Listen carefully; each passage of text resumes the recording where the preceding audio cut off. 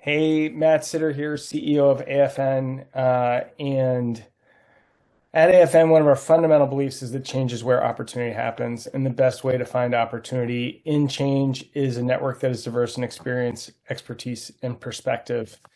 And in our fireside chats, we try and bring much more of that perspective to uh, to all of us so that we can learn more about how we should be thinking about the world. Today, I am joined by Laura Maasdam, a partner of mine with Sixth Wing. She was a founder at Sixth Wing, longtime executive coach, leadership development expert, uh, educated at the U.S. Naval Academy and at Harvard, was a longtime helicopter pilot, and her call sign was Velvet Hammer. And so I think that that may give you some indication of how she might be able to help us when we think about negotiation. But Laura, thanks for spending some time today. Thanks for having me. I'm laughing that you shared the call sign because I definitely don't share that all the time. All right. Well, you got to make sure you live up to it now. Uh, so when I talked about change initially, that change is a constant for all of us that are out there, and sometimes we're faced with a little more change than otherwise we would like. And coming to an agreement or negotiating oftentimes is a reflection of the fact that we are dealing with change on that constant basis. So just so we level set here, how often are we negotiating? What are the types of things that we negotiate about?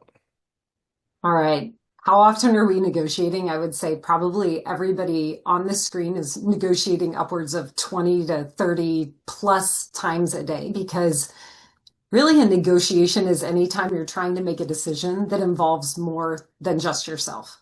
Because you're trying to persuade someone of your perspective, understand their perspective. So it's happening all the time. And if you have kids, it's happening tenfold times that. That's fair. Yeah. And when you were initially thinking about actually looking at this as part of your career, what got you into the idea of thinking more, let's say, academically about negotiation? Good question. It is okay. I'll tell you the real story and I'll try to keep it short. Um, so when my husband went to the Kennedy School at Harvard before me, I was not interested in further education at all. I thought I've got my college behind me. I'm not interested. He went back to the Kennedy School, and one of his classmates was Chris Voss, who some of you might have heard of. He's written a fabulous book called Never Split the Difference, which I highly recommend. But he was the head FBI hostage negotiator. And I just thought that seemed like the coolest next job that I could possibly have. Now, I was still in the Navy at the time. And after Matt finished his time at Harvard, we relocated out to Bahrain. And when we were in Bahrain, the big focus of the time was on anti-piracy operations, in addition to what was happening in Iraq and Afghanistan. And we were really focusing on anti-piracy around Africa, the Horn of Africa, Yemen, and that whole area. And the big event of the time was when the Maersk Alabama was taken hostage by Somali pirates. So there's since been a movie made, Captain Phillips, and they you can watch that and see all of the background. But in the role that I was in at the time, we got pulled into a room and we were in these intense conversations around trying to figure out how to safely rescue Captain Phillips and his crew. What were the negotiations going to look like? Who was going to get on the ship? How was it going to go? Um, they used negotiation tactics that we don't teach because SEAL Team 6 went in and solved the problem for us, but we don't talk about those negotiation tactics in our workshops. But it really was exciting to me. I could feel kind of the adrenaline, and I was like, ooh, this is what I want to do. I want to be a high stakes negotiator. So I went back to grad school at Harvard, focused all my studies in negotiation and conflict resolution, and very quickly realized that I actually didn't like being a part of high stakes negotiation because at the end of it, oftentimes somebody's really upset. That is not the case for normal negotiations like we're talking about here today. But I realized, wait a second, I don't want to go home at the end of the night and be worried about how I made somebody feel if I won the negotiation at their expense. And I realized that I liked that more interest-based negotiation where you're looking to come up with solutions that grow the pie and are focused on how do we work and collaborate together and view each other as a counterpart rather than an adversary. And so I realized that I loved teaching negotiations. I loved understanding negotiations. I loved studying negotiations. And so that's what got me into this field. I worked on teaching negotiations for years, and I still love helping others to be their best in negotiations. Awesome. So, we said you're negotiating all the time. You love the whole idea around thinking about negotiations and what we do within it. Why don't you think people get trained on it more often? Why are we not equipping people within our organizations to do this? I think that's a great question. I think everybody should. So why we are not is probably because we don't think about what we are doing every day. Like in a meeting where you're trying to come up with a solution or agree on an agenda or decide at home who you're inviting for the holidays, they're all different forms of negotiation. We don't think about it like that. We envision that a negotiation has to be something that's taking place in a boardroom where we're sitting on opposite sides of the table, and maybe it has the label or the title of being a negotiation. So we oftentimes think that it has to be around money. And there are so many more forms of negotiation than that. I think that I would advocate that it becomes part of, every curriculum that a leader goes through or that people go through in undergrad, because it's a life skill, just like public speaking. These are things that we're doing every day. And so I actually think the part of negotiation that is most applicable to everyone here and to all of us as leaders and coworkers is the bit about persuasion. Because I think at the truth, the heart of a negotiation is about persuasion, your ability to persuade others and to be open to being persuaded when that is also helpful. Yeah, I think to be crystal clear on that too, it's not about manipulation at all. It's about how you're communicating in a way that someone's going to be able to understand. Yes. Yeah. No, I would agree that I do not like the term manipulation. I think that that's persuasion that's undermining trust and not taking into account your counterpart. And typically when people, it's probably on a spectrum, right? You can persuade, but in order to be effective in persuasion, some people might feel like it's a little manipulative, but it shouldn't be to the place where it's not true. You have to stay in that category of being true and of being curious about the other person. I think that too many times people feel like in order to win a negotiation, the other person has to be like lying bloody on the sidewalk. But really, you want to figure out how to work together. And part of that means that I might not get every single thing that I want, and you might not get every single thing that you want, but collectively together, we're getting more than we could have agreed on if it was binary. Yeah. And I love the idea of access and curiosity as an important part of being able to come to an agreement. So what do you think is some of the biggest mistakes that people make when they are trying to drive towards an agreement? Oh, some of the biggest mistakes, some of the biggest pitfalls. I am guilty of the very first one that I'm going to talk about, which I also think is the biggest one, which is getting emotional. It is when you start thinking less clear, you can feel your body heating up. You might notice that you're speaking faster or you're not processing as clearly what the other person says. It could be that you're, breaking down crying, but it just might be that you're getting a little off center of where you began. And when we get emotional, we might walk away from a deal that is really the best thing for us, or we might say yes to something that actually isn't in our best interest. Because ultimately, the reason that we negotiate is to achieve something better than what we already have. And we typically lose sight of what we already have when we get emotional. So, Matt, one of the questions that I oftentimes get when I teach a workshop is they're like, oh my gosh, you must win all of the negotiations in your household. And I'm like, I should win all of the negotiations in my household because I know the right thing to do. However, my husband is very unemotional. I mean, he can be very emotional at times, but he is less emotional than me. And I get emotional way faster than him. And because of that, I stop thinking rationally and I start getting reactive. And instead of asking questions and getting curious, I get judgmental and, start layering on my own narrative to Yeah. the facts that are on the table. And that will derail you in a negotiation faster than anything. And he likes to remind me of that in the moment. Like, hey, you're getting emotional. And I'm like, I know I am. I have been known to say in conversations with him, stop bringing your rational arguments to my emotional conversation. And I forgot to mention earlier on, you mentioned your husband before. His name is also Matt. You are not referring to me when you talk about I'm Matt a not. lot of times. Two different people on this. All right. So if emotions are something that's really big that can impact us when we are thinking about things, I really like what you said. It can slow down your thinking, can make you do things that you don't want to do. So what are some of the ways that we can mitigate that challenge? Okay. A couple of things here. I would say the first thing is to recognize it, right? To start to clue into, okay, I'm getting hot, I'm leaning forward, I can feel my facial expression, I'm clenching my jaw. Notice what those signals are in your body that are saying, hey, I'm veering off of my center line. Because once you recognize that, there are a couple of different things you can do. The first is recommended by two experts in the field of leadership and negotiation, Heifetz and Uri, who say, go to the balcony.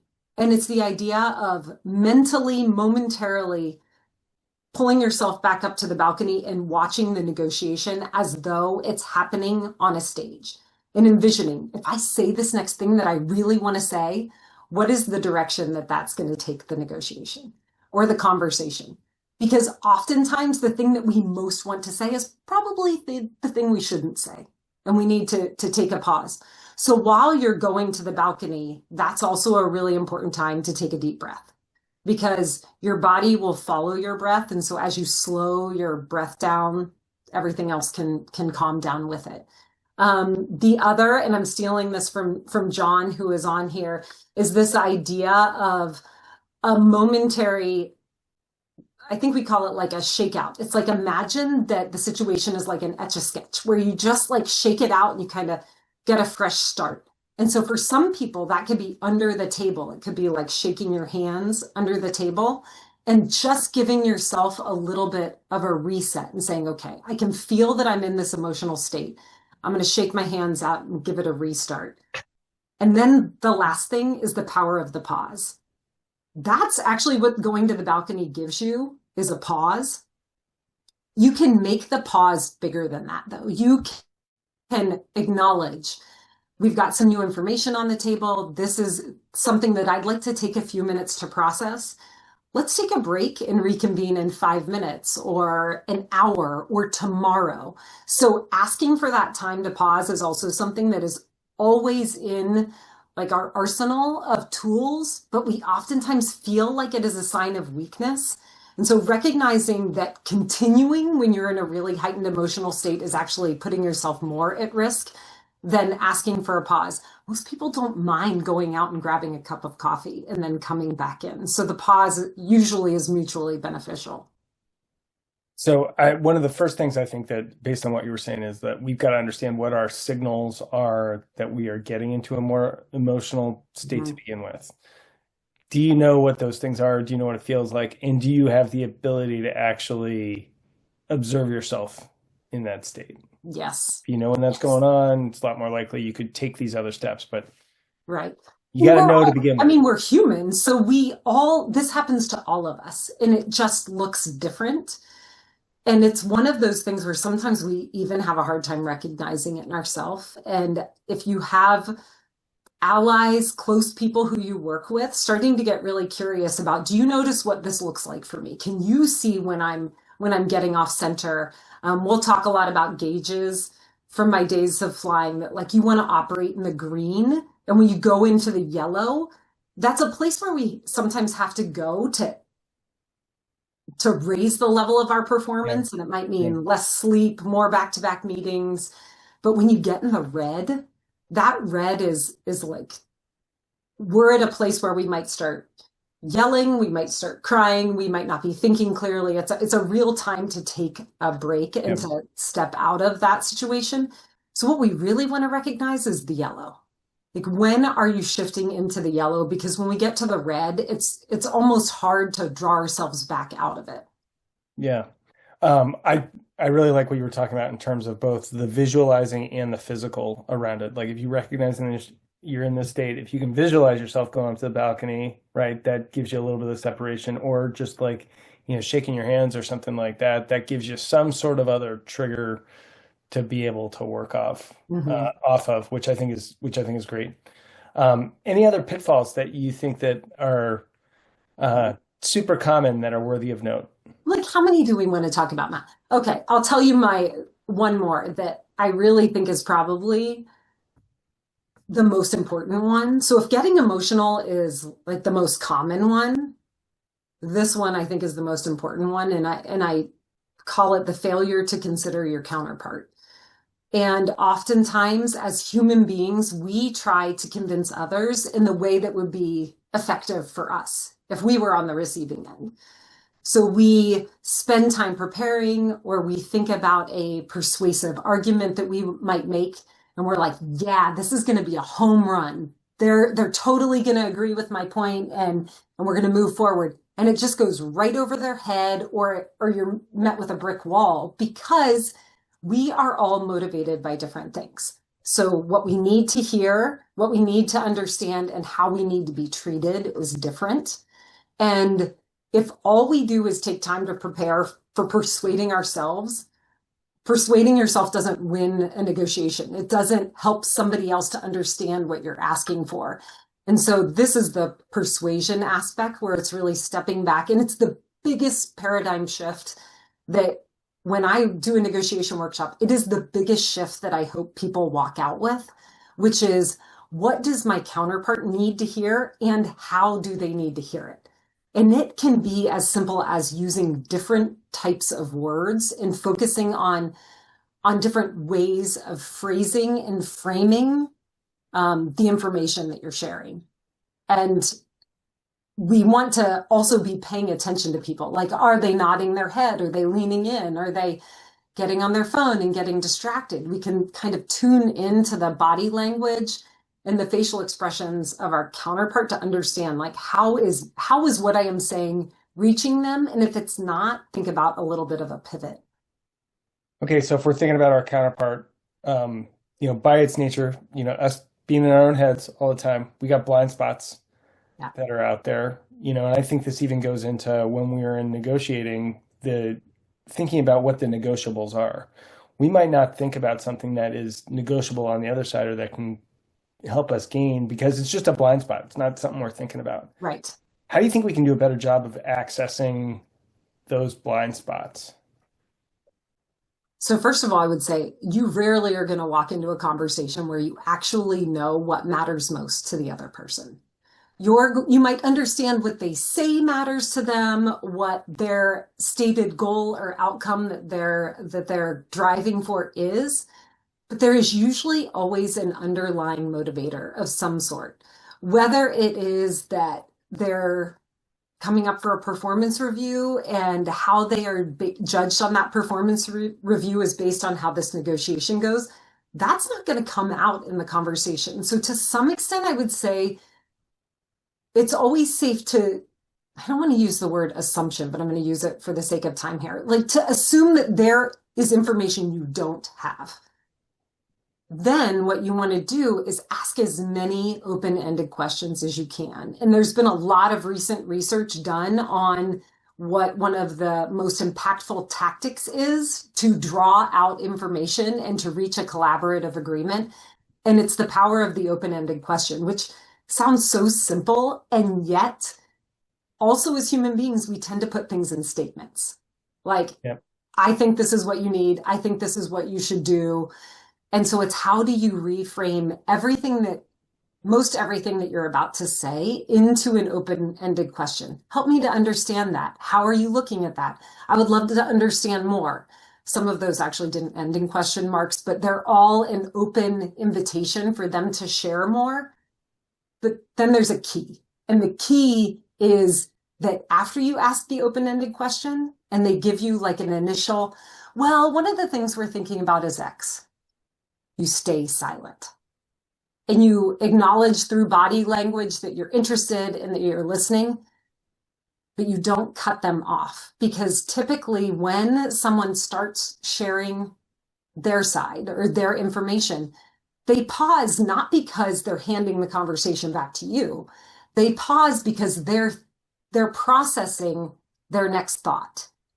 And most of the time in conversation, we feel like it's my turn, your turn, my turn, and we go back and forth. And in a situation like this, where you've asked an open-ended question, you're actually cutting them off from sharing the information that's deeper that they are processing how to share with you. So it's pausing. So I'm going to come back to that power of the pause. Yeah. Ask the question and then sit through that silence, which when you're on the side watching somebody process can feel really, really long. So sometimes I actually start counting in my head to distract myself so I don't cut them off. And sometimes it will take 7 seconds, 10 seconds, sometimes even longer. Well, what do you count to? What to, until they, that's a good question. I do have some clients and a husband who can wait for 2 minutes. They'll be like processing, but I can see that they are. Yeah. And so Okay. I just will be like, I'll like look at the clock and I'll just wait. If it was somebody who I didn't understand that their period of silence and processing was that long, I'd probably wait till around 10 seconds. And around 10 seconds, I would be prepared to say, okay, I'm trying to think back to what my example was.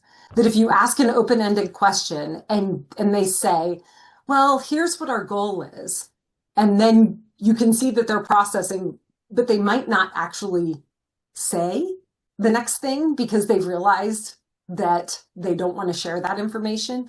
You could say, okay, thank you for that information. It's really helpful. And can you help me understand a little bit more about this? Or let me know if anything else comes up later. You want to be prepared in a moment of silence to not counter your own silence by giving more information away. Yep. Because information, unfortunately, is power in a negotiation. The more you understand the other side, the more context and understanding you have to offer them something that they need. And I think to your point on like thinking about the open-ended versus closed-ended questions, we're trying not to ask the yes or no or like the single word answer ones. There was a great language analysis paper that came out through Harvard recently on talking about what, why, and how. And the emotional response, like if you're trying to actually build camaraderie with a person, how or why are going to help you out more. But if you're looking for more information, what might help you out more? So I would say, being able to grab, think about, you don't just have one tool in your belt on the open-ended questions, have all three of those words ready. And Matt, I would also add to that, why is a little tricky. Why can be a really powerful question if it is said like, can you help me to understand why that matters so much to you? That's a why question. What you don't want to do is make why sound like a statement, because that puts people on the defensive. Like, why do you think that? Why do you believe that, Laura? Yeah. So the facial expression and the body language and the tone that comes with a why can make it or break it. Great. Fair. When we're thinking about a really difficult negotiation that we've got, the other person seems intractable in some way, any thoughts or advice on how people can approach that and, maybe regain their center during it? Okay. Yeah. So it is really frustrating to deal with what I would consider in that case a position-based negotiator. So when people get really difficult, oftentimes it's because they dig their heels on in their position. Like, I want this and I am not bending. And so what we have to try to do is to get under that position and understand the interests that are driving it. Also, when we have difficult negotiators, if they are a pretty classically difficult personality, they expect others to respond in one of a couple of ways. They expect you to give in. They expect you to kind of quit, like, oh, I'm not dealing with you, and walk out. But what they typically don't expect is for somebody to keep going. and to say, well, help me to understand. I hear you asking for X. I am really curious as to what is behind that. Right now, we have a gap in what we're both trying to achieve. And in order for us to close that gap, I'd like to understand more. And they likely will just restate their position again, continue to be difficult. And oftentimes, most of the time, when somebody is a difficult negotiator, they will escalate before they will change their position. Because just like most of us, if we have a strength and it's not working, our natural inclination is to double down on our strength, to do Right. it more. And typically that becomes kind of our strength in excess becomes our biggest weakness. It's the thing that gets in the way. So for a difficult negotiator, they will typically escalate first. And they will even go to the point where they might be like yelling at you, they might be in your face. And if you continue to maintain your calm in that moment, usually there reaches a point where they recognize this tactic is not working. I have Hmm. to do something else and I don't know what that other thing is. And Right. that is when they will shift to what you are asking them to do. And usually there's kind of like a physical sign of like defeat or relief that comes with that. And I kind Right. of hope nobody actually has to go through this. I've done it a couple of times and it's not fun even to get people onto the other side of it. You don't like it's not Yeah. enjoyable to push someone out of their difficultness, and it is absolutely possible. Right. And we're not going into a lot of like you're saying sometimes we got to be the body language doctor here. We're not going to go into the cultural side right now, but obviously there are Correct. differences Oh, in terms of huge, when you're dealing with huge people from different differences. cultures. Yes. Gender differences, cultural differences. It's um, different different areas of the world, even inside of the United States, like Boston versus Texas, Massachusetts versus Texas. There are different norms and different expected behaviors everywhere. So one last question, and then we're going to invite everyone to ask questions of you. But just thinking about if you were able to optimally prepare when you're thinking about the many times that you've got to go into it, like what are you doing to be able to prepare yourself to jump into a negotiation? Okay, how do I share this in 30 seconds? I would say, one, I think preparation by itself is the biggest contributor to success. Have I slowed down? Have I thought about what is it that I'm actually trying to achieve? Who is my counterpart and what do they need to hear? And then I would say the third thing is that I oftentimes think about why might they say no? Like, what are the reasons? Is Yeah, it oftentimes the reputational risk is the biggest reason why people say no? They don't know how it's going to make them look. right. And so how do you think about that? And then, I mean, knowing your bat nut, but I feel like we could spend a long time on that, so I won't go there yet. But I All think right. the preparation and also after actioning previous negotiations to learn from what went well and what didn't go well. Right, right. Excellent. And I mean, one thing I'll double tap on the after action is your understanding of the other person too. If you reach an agreement with them, you're likely going to have to deal with them again. Hmm. So, Oh, the relationship is yeah, huge because I mean, it can take 20 years to build a relationship and like 5 minutes to ruin it. So you right, want to think about how you're showing up, and it's never, ever a one-time thing. We might think it is, but right, it rarely is, and our reputation precedes us. So how we treat others will follow us around to other negotiations. right, right. Okay, this was awesome. Obviously, we covered absolutely everything so far, so there couldn't possibly be any questions. But if you got a question for Laura, you can either throw it in the chat or pop up on video, and feel free. So, and I always have more questions, but I assume there will be some with this group.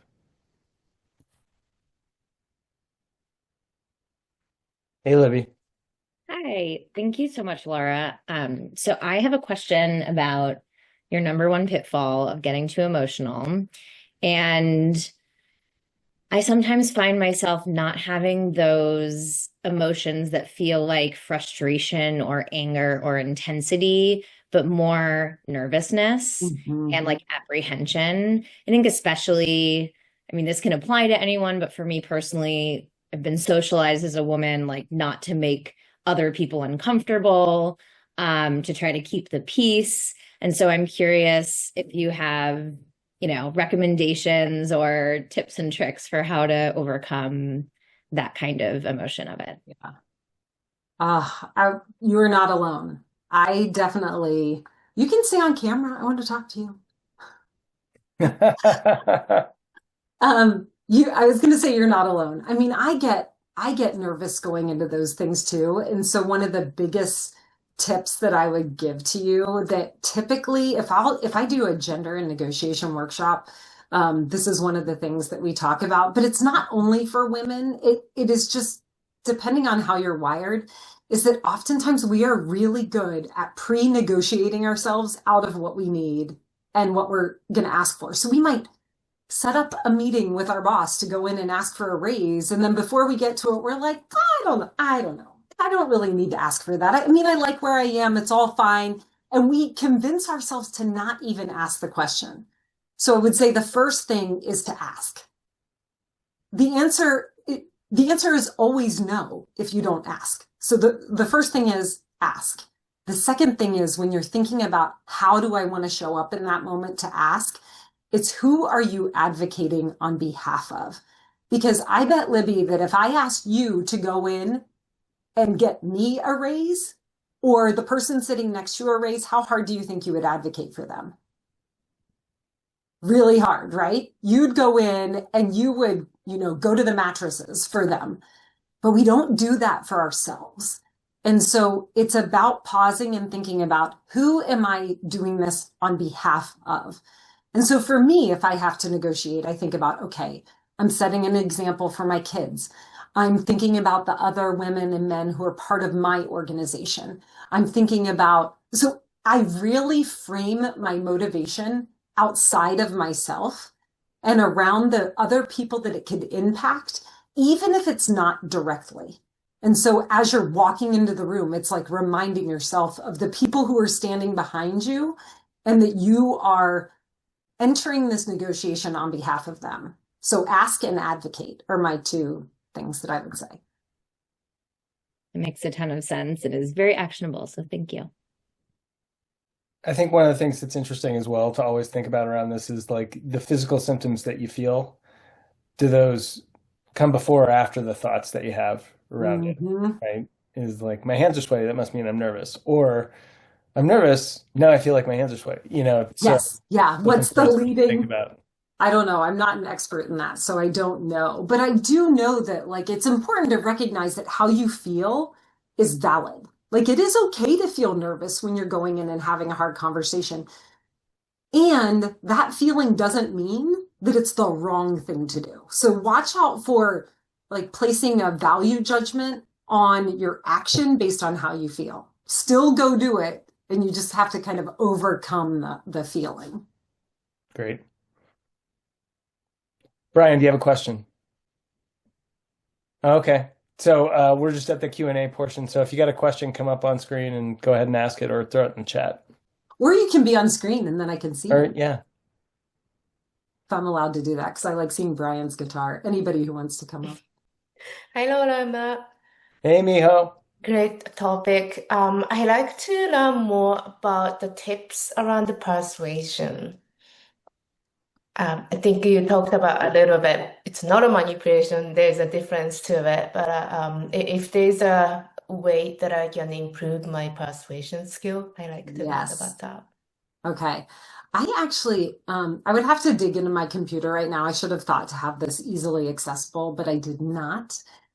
I have a worksheet that I could share with everyone that typically I would walk through kind of 3 different personality types with respect to negotiation, and then share some of what motivates them and how you want to think about utilizing specific framing or words to appeal.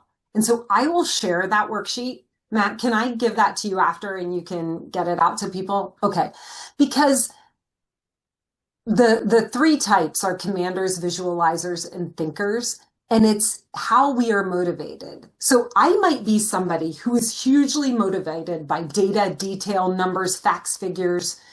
And if Matt is trying to persuade me and he's motivated by the heart, like, how much do you care? How motivated are you? How inspired are you? We might completely miss each other in negotiations. And so if he is trying to persuade me, he probably has to spend a little bit more time ahead of time preparing to give me the numbers, the data, the detail, the facts, so that what he's asking for lands. There are some people who need like information really quick. They make their decision and they move on. And we've got to grab their attention quickly. We can't, walk through a 2.5 hour presentation. We've lost their attention. And so I think Matt just shared it. Look at you logging that. I have something that's a summary of a lot of stuff that you use that I just popped in there. And for Awesome. some reason I can't use my keyboard, but I could actually put in a PDF. So But sometimes it can be just a shifting of words. And what you'll see in this, I can't open it right now, just because my mouse is frozen. So it can show you some of the different words that you can utilize. But Miho, I'm happy to talk about it anytime because it is really, really important and impactful. And it's also hard to get outside of your own mindset in terms of what you think is persuasive or what I think is persuasive. great. You can also tell in people's emails when you read that. You can start to read other people's emails and be like, oh, I know how they like to be persuaded based on the email that they sent me. And so sometimes it's a little bit of mirroring, like noticing how they behave and the words that they use, and then mirroring some of that back. Thank you so much. You're welcome. Go ahead, Brian. Sorry, I was late. So my question, so I work in a global procurement and logistics org, and we have a lot of people who are negotiating every single day. And we've identified in our last talent review, I actually led it last week, we want to take some of our most senior leaders as well as our high potential talent base through negotiation training. And I was just curious what you recommend. So I personally, recommend the Harvard, Getting to Yes, and then Chris Ross's book on negotiation, Never Split the Difference. But do you have experience with any of the formal training? My boss really likes Karis, but there's also like the Black Swan Group and some others. So I'm just curious, like, if you've had any luck or experience with any of those programs, and if so, what would you recommend? Yeah. I think it's awesome that your company is wanting to really train everybody in negotiation because I think that's such a valuable skill. I agree. I love Getting to Yes. I love Never Split the Difference. I'm smiling that you asked this because when I finished grad school, this is what I did for years is would travel around and work and do 2-day negotiation workshops that I called it's like a master's level class in 2 days where we're really kind of immersing everyone into those topics. And it's something that we do at Sixth Wing. So I'm happy to we're happy to have conversations with you, but also to point you in the direction of companies that might fit. So I have ideas. So that was part of the reason why I asked was because then I was like, well, maybe you could also facilitate sessions, yes. Right? I was trying to tee it up. I'd be happy to. Let's talk. But like I said, I don't know if sometimes, like, for example, we're bringing in someone to facilitate some training for our leadership team, and they are using the Berkman method, right? So they want us to do that first before they come in. Sometimes they facilitate that part of the process. I don't know. That's why I figured I'd ask the question that way. Yeah, absolutely. Let's chat. All right. Thanks, Brian. Great question. Love that. What else? What other things would people, we got this incredible resource of Laura with us. What else would you like to ask?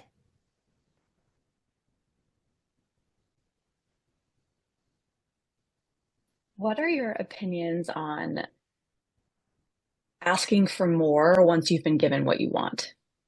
So I'm thinking like I'm in the midst of a big contract negotiation right now, and I kind of won a big piece of the argument where we're going to be getting back millions of dollars.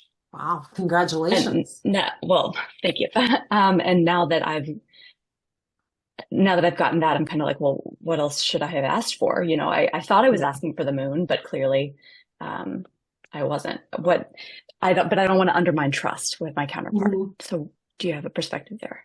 So I have two thoughts. One, I just want to better understand. Are you still in a place where you can continue to have those conversations and ask for more? Okay. Yes. Excellent. Mm-hmm.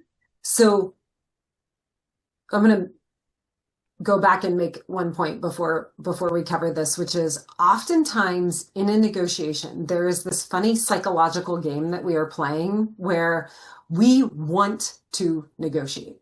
And so if we go in, let's say you're buying a house and you go in and you say, I'll buy that house for $500,000. And they're like, sold. You're like, darn it, I should have offered less.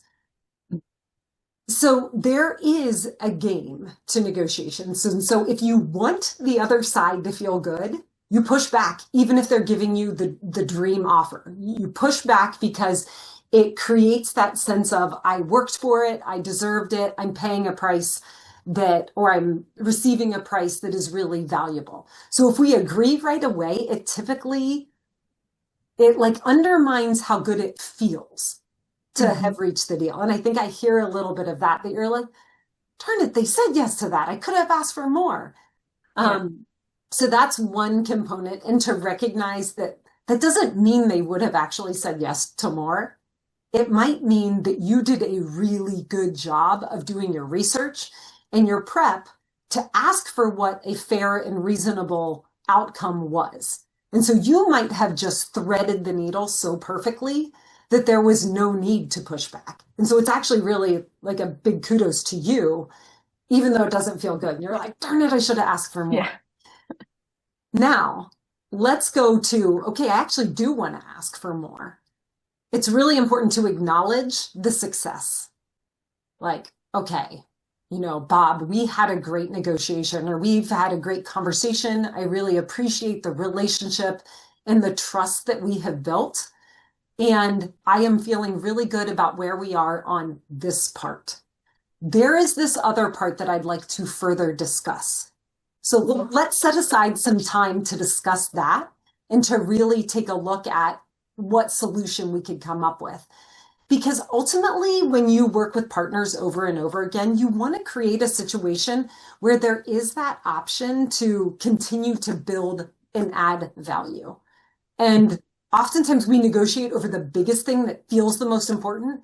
And there are underlying little things that also add up to being really important. So I don't know if that helps at all. Yeah, no, I love the positioning of like, I'm acknowledging that I'm pleased that we agreed on X, but I'd love to set aside time to talk about Y. Yes. And I don't know if you guys could tell, but I just talk so much with my hands that I just spilled my coffee all over me. Coffee spills. That's the worst. So valuable. We couldn't tell. Okay, well, good. I was like, oh, I just spilled coffee. Luckily, it wasn't very hot. But in the wild gesticulator club, I feel you, girl. Okay, you're like hands all over the place. I do it when I walk and I'm on phones.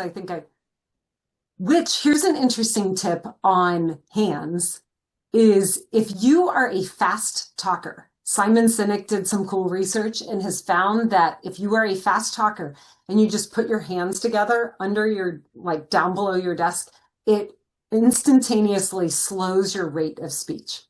I do not know why, but it works every single time. Good deal. Other questions for Laura?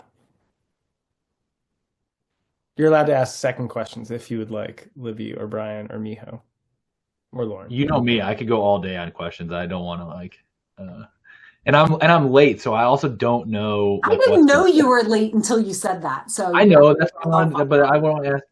I want to be respectful. I had a meeting that went way over with our board, so I couldn't really jump. I was like, oh, I've been waiting for like 2 weeks. This is like my favorite topic.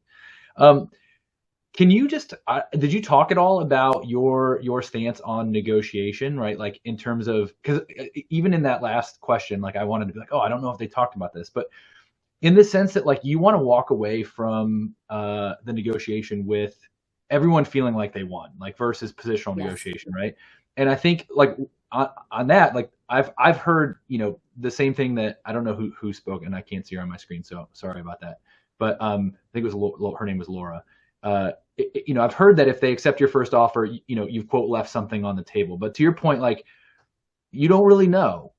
And her point about like, you know, not wanting to like burn trust, or you know, trust is harder but easily lost, right? You get into this situation where, especially if this is a long-term partner, you really want to make sure that like that relationship is intact. And in what I found is in negotiation over like really long time horizons is like the leverage that happens in between those different, like when you come together, sometimes shifts, right? And so if somebody walks away feeling like they didn't get a good deal in, you know, negotiation in this year, and you have to negotiate with them every year, right? Whenever they get that leverage, they're going to do the same thing to you, right? Yes. So I think like that's the other thing. Like there was some context missing for me is like, you know, like, and what's your philosophy on just like your meta philosophy on how to approach negotiation? Like, I would love to just hear that if you didn't cover it. Well, I would say I am a relation-based negotiator that focuses on interest-based negotiations. So I am a believer in, okay, you're going to have your goal and what you want to achieve, but you have to be willing to give, because both sides need to make concessions so that you all walk away feeling good about the negotiation. Now, that phrase is misleading. I don't mean everybody should walk away being like, yippee, that felt great. But we should feel like we engaged in a partnership and that there was no undermining of trust or trying to like backstab anyone. Because I do think that the relationships, even if you are sure that you are never going to meet with this person again, the relationships matter, and that becomes your reputation that then precedes you in the next negotiation. And so I believe that you should be viewing the other person as a partner in the negotiation rather than an adversary. And when we start to feel that adversarial relationship, it is a time to pause and check in on what's going on. Now, there are some people who love adversarial negotiations. And that you also want to get curious about, because maybe they're negotiating with somebody else who enjoys it and there's like a banter to it and it works for them. But typically, if you find that something's adversarial, you're going to notice that like distrust, resentment, emotions are all playing in, and then you're probably not getting the best deal. So I also believe that at the end, so Lauren, if we go back to your situation and imagine another way to bring it up is like, is there anything else either of us could do to make this deal collectively better? Because there might be somewhere that you can give that might be of low monetary value to you, but high value to them. And this is a place where oftentimes in negotiations, you see things like, I want to say PR, but that's not the right thing, where it might be name recognition, reputational recognition, where, you know, Lauren, for you, it might be that it's a brand that you're negotiating with, and they might want their brand name to be, are you still at Rent the Runway? Okay, so their brand might want to be associated with Rent the Runway. So can you put their brand name on the front page of your website that really doesn't cost you anything, but gives them a huge boost in visibility? And then they're willing to give you the other piece that you're looking for. So I think when we're looking for trades and for what we can do to make the deal better, we have to watch out for just making it about money. Because there are a lot of other things that go into I would call them options. Options are really anything that you can do to reach a yes. Man, that is such amazing advice. Like one of my favorites is like when you're negotiating with people around comp, or like when they're, you know, we just had one where a senior person came back and was like, was going to leave, and we really wanted them to leave. It would have been really bad turnover. And I started asking the questions about what was really important. And this person wanted to eventually become a C-level executive. And I said, well, it sounds like really what you want. Like you don't need more compensation. You don't need more scope. Like you're pretty happy here.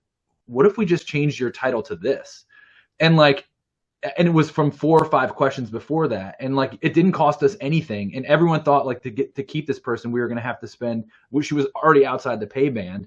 And they were like, we can't really do this without, kind of putting the rest of the team at jeopardy and risk. And like, it was just like when you ask those questions to figure out what those things are, like I love that example of like putting something on like the website. It costs you nothing, but like it might be a huge like benefit to them, right? Because once you get in that C-level club, like you're in the club, and then you can and then makes a huge, anyway, that's great. And we never know what another person values.